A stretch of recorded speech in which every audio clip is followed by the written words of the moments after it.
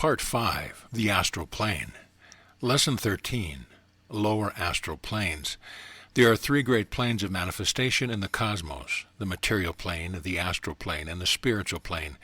There is much confusion in the use of the term plane in the occult writings, for it is employed in various ways, from necessity and in the absence of other words with which to express the unfamiliar facts of the case.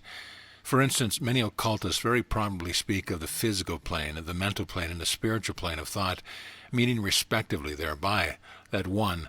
The plane of thought connected with the sensations of the body, the physical desires, etc., and 2. The plane of intellect, reason, etc., and finally 3. The plane of the higher mental activities and manifestations, familiarly known as the spiritual plane of thought.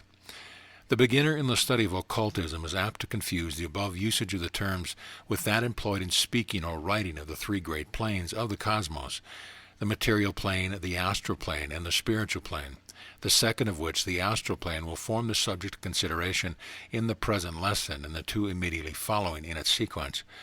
The word plane has been appropriated by occult writers from necessity, and given a meaning apparently at variance with the accepted usage. In ordinary language, a plane is a perfectly flat, level, and smooth surface.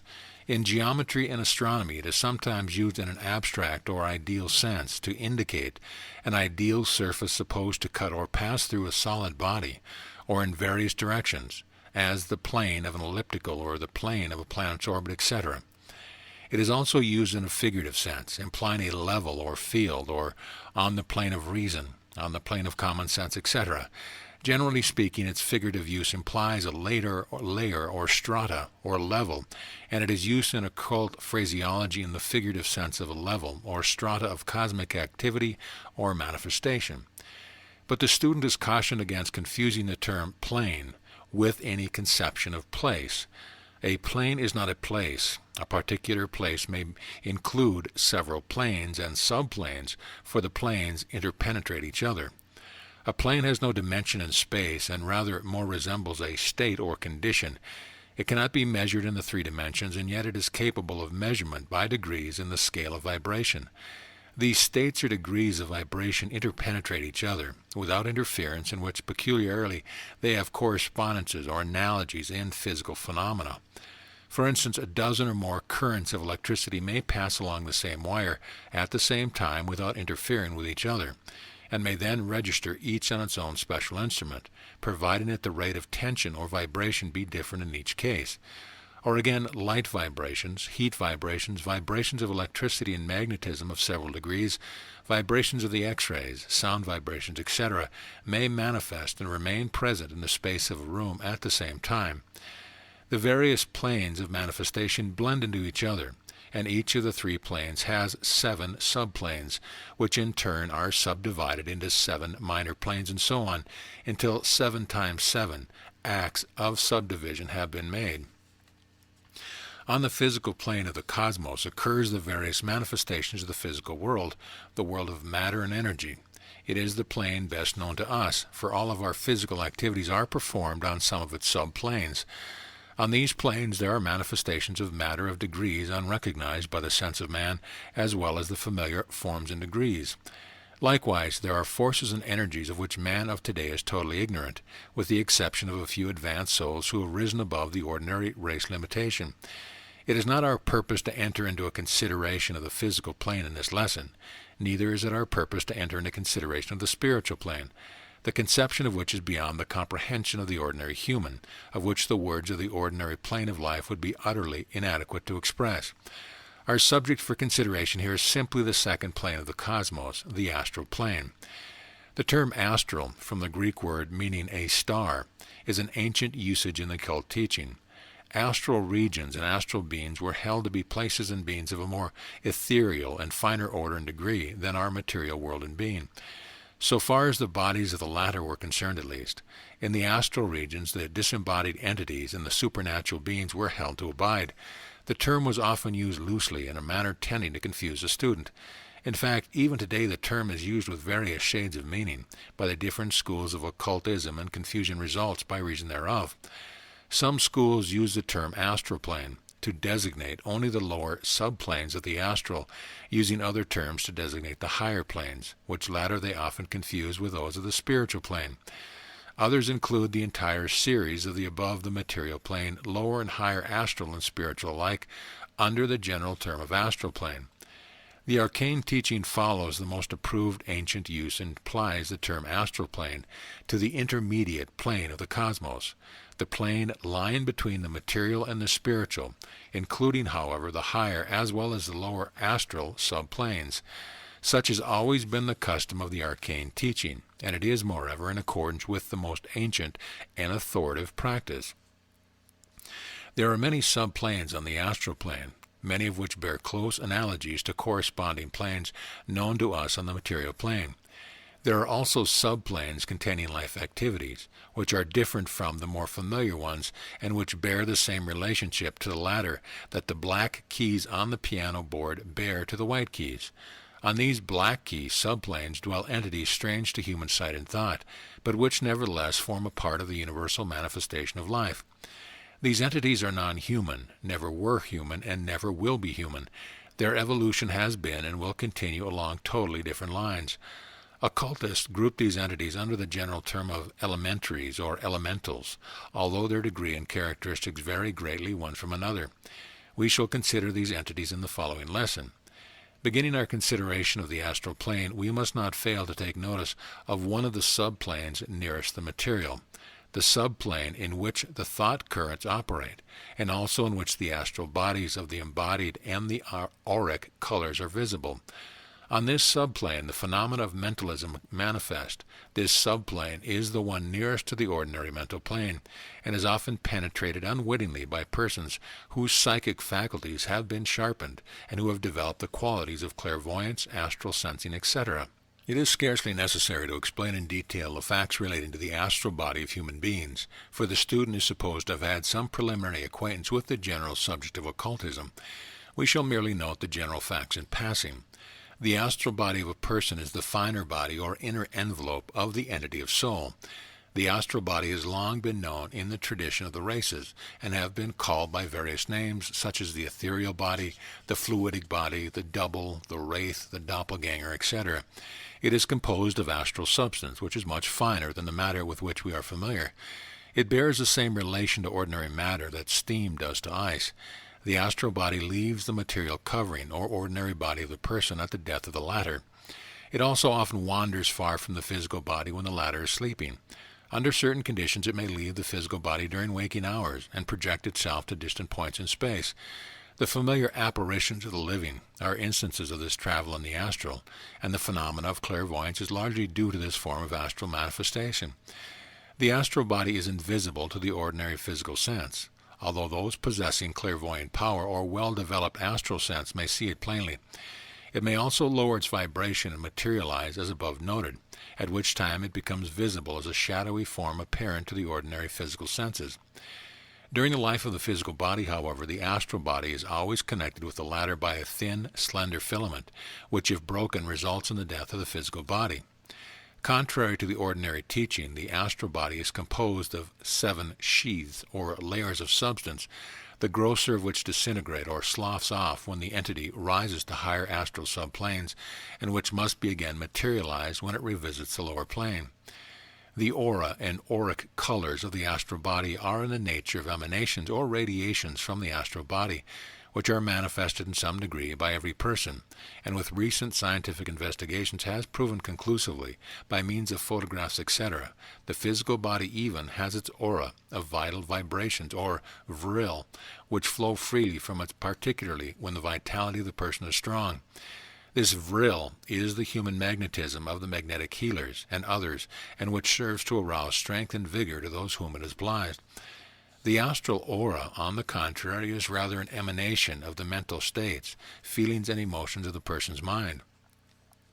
It is egg-shaped and extends on all sides of the person to a distance of about 3 feet. It manifests various colors, particularly around the head. The colors corresponding to the character of the mental state being manifested are those habitual to the person.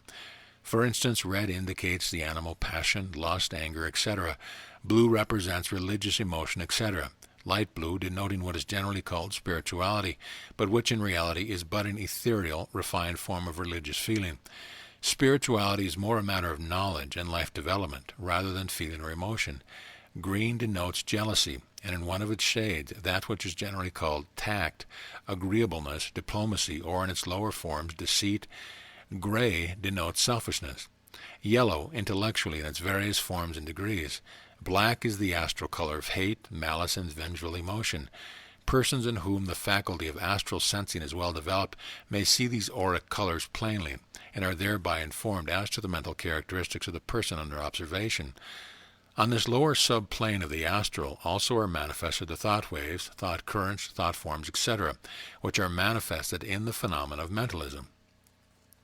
Thoughts and mental states manifest in objective form. The person manifesting active thought or feeling emanates waves and currents of thought force, which spread around him in constantly widening circles in every direction. In this way, great thought clouds are formed which hover over and around places to which they are attracted. Thought clouds of the same general characters have a tendency to coalesce and mingle and blend with each other, and to move toward persons, places, and localities in which similar thoughts or feelings are being manifest.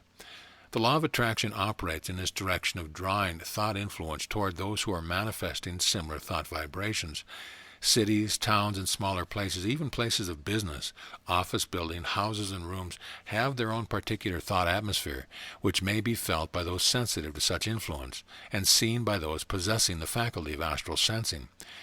Akin to these thought clouds are what are known as thought forms, which are thought clouds of great density and power of cohesion, which are also charged with the strong will or ardent desire of the persons emanating them, and which are often practically vitalized by the vril or vitality of the person which has been infused into them.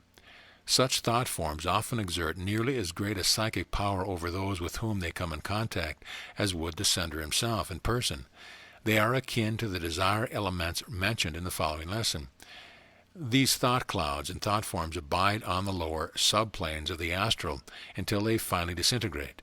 They tend to coalesce and gather around places in which the vibrations are harmonious to their own. Some places have their mental atmospheres of vice, others of greed, others of industry, others of the reverse. In short, thought atmospheres exist everywhere on this lower astral subplane, just as does the material atmosphere exist everywhere on the material plane. One is just as real as is the other.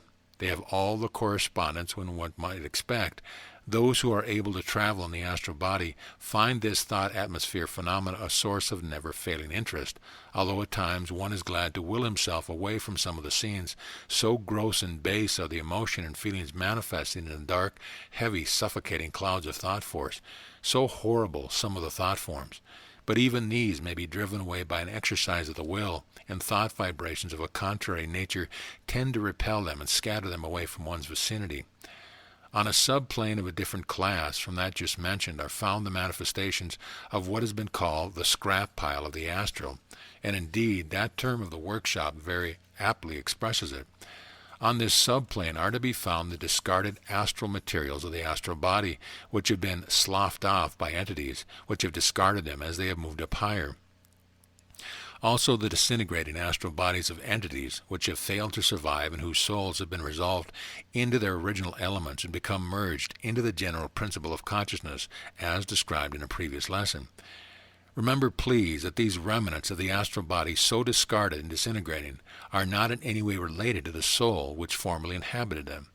They are mere shells, without soul or mind, and yet preserving a slight degree of vitality or vril. They are astral corpses, just as much as a corpse as is the discarded physical body. But just as the physical corpse may be aroused into apparent life activity by a strong galvanic current and will roll its eyes, move its limbs, and even utter groans, so may these astral corpses be galvanized by the vril of a medium, unconsciously by the latter, if the conditions be favorable, and may be materialized so as to appear as a shadowy form, acting, moving, and even speaking. The only mind in it, however, being supplied by that of the medium or the persons present at the seance. These astral corpses are also become visible under certain conditions, often around graveyards, battlefields, etc., and are thought to be ghosts or spirits of those who formerly inhabited them. They are, however, generally but the grossest astral covering of the astral body, its shell, so to speak, and are no more to be regarded as a deceased person himself than is the physical body lying in the grave. Both are discarded coverings or corpses. A psychic who, by means of untrained or misdirected psychic development, happens to wander onto this plane of the astral, experiences a most unpleasant sight. It is not pleasant to roam in this charnel house of the astral, this tomb of the earth. An old Egyptian sage thus recorded his impressions of it. What manner of place is this I see? It hath no water, it hath no air, it hath no light, it hath no foundation. It is unfathomably deep. It is as black as the blackest night. A modern investigator has said of this region, this Golgotha of the astral, most students find the investigation of this section an extremely unpleasant task, for there appears to be a sense of density and gross materiality about which it is indescribably loathsome to the liberated astral body, causing the sense of pushing its way through some black, viscous fluid, while the inhabitants and influence encountered there are unusually undesirable. And are there inhabitants of such a place, one naturally asks. Alas, yes, there are denizens of this loathsome place, inhabitants of this horrible abode. Entities, however, not placed there for punishment, for no being would entail such a fate upon the meanest and most depraved, or invent such a hell. They are there because of their own abnormal desires and tendencies, which unfit them for the planes of even the lowest of disembodied human entities, and which also render them unfit for association with the disembodied astral forms of the beasts, which latter persist for a short time after physical death. Then what manner of creatures must these be, you ask? Fit for neither man nor beast? Were they human? And one is forced to answer yes. Subject to the laws of humankind, they are not allowed the privilege of rapid annihilation bestowed upon the beast. They must live out their peculiar life to the end. They are the pariahs, the ghoul-like scum of the human race, who have removed themselves from the race fate and have entitled upon themselves a fate of the unknown. Their fate is a living death, a conscious life in a corpse-like body among corpses of the astral. These creatures are the disembodied entities of those who degenerated along abnormal sex lines, who attempted to reverse the cosmic law of sex polarity, and thus brought upon themselves the recoil of the life forces. They were the lowest of the human satyrs. Nature finally cast over them to the spell of the deep sleep, from which they never awaken, and from which they pass into disintegration and annihilation. They polluted the sacred altar. They stole the divine fire for devilish rites. They committed the unpardonable sin. They removed themselves from the trend of cosmic evolution. Their own desire was their fate. We wish it were possible to speak plainer, but the time has not yet come. End of lesson.